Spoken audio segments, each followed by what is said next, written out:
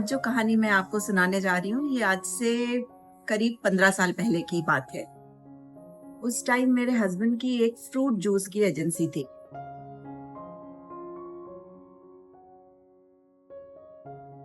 ट्रकों की आवाज, लोगों की भागदौड़ और उस भागदौड़ के बीच और उस शोर के बीच मैंने एक ऐसी सच्चाई देखी जिसने हमेशा के लिए मेरी सोच बदल दी।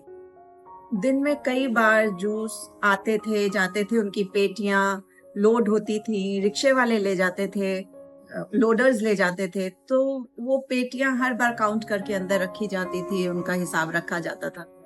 ये तब की बात है जब मैं टीचिंग में भी नहीं थी और कंटेंट क्रिएटर भी नहीं थी, तो अपने हस्बैंड के काम को देख रही थी। तो इन्हीं में एक रिक्शा चलाने वाला आदमी भी था।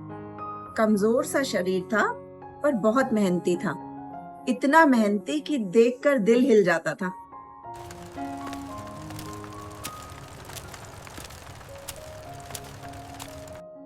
कड़ी धूप में वो भारी भारी जूस की पेटियां उठाकर बेसमेंट में ले जाता था।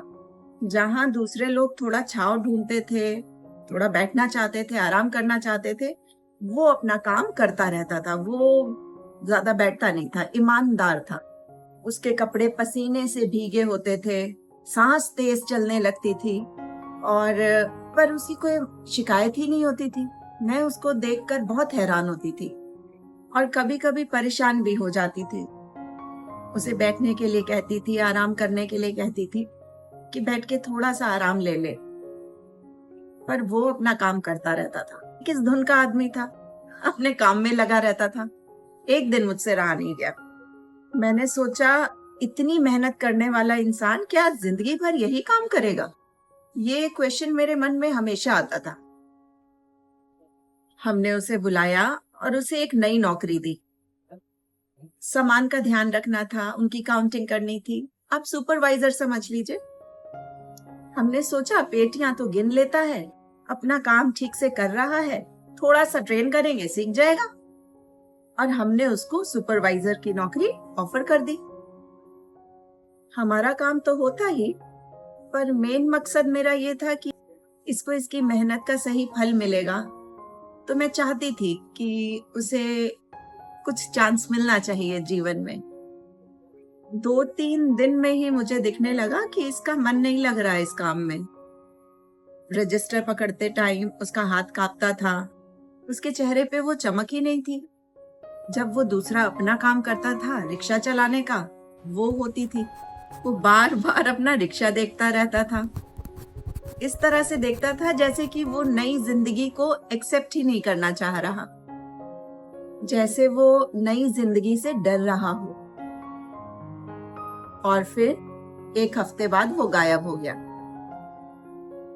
हमने सोचा बीमार होगा, लेकिन कुछ दिनों बाद जब मैंने उसे फिर से एक बार देखा, वो अपने रिक्शे पर था। उसी पसीने, उसी मेहनत और उसी जिंदगी में।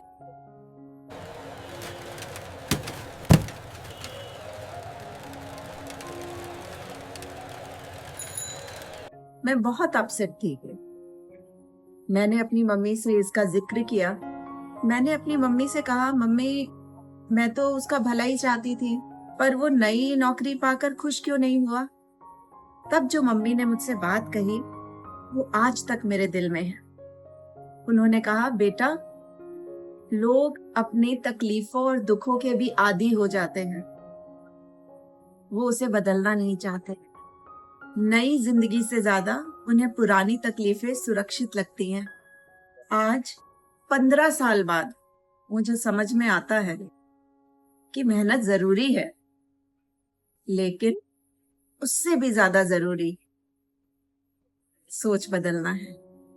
सोचिए, क्या आप भी अपनी जिंदगी के किसी रिक्शे को पकड़कर बैठे हैं क्या, जहां तकलीफ है पर आदत भी है? अगर हाँ, तो आज फैसला लीजिए, बदलना है या वही रहना है? अगर आपके पास भी ऐसे कुछ अनुभव हैं, तो कमेंट बॉक्स में मुझसे शेयर जरूर कीजिएगा। हो सकता है मेरी अगली कहानी आपका वो अनुभव ही हो। तो मिलती हूँ नई कहानी के साथ। तब तक के लिए इंतजार रहेगा कि आपको ये कहानी कैसी लगी। कमेंट बॉक्स में जरूर बताइएगा।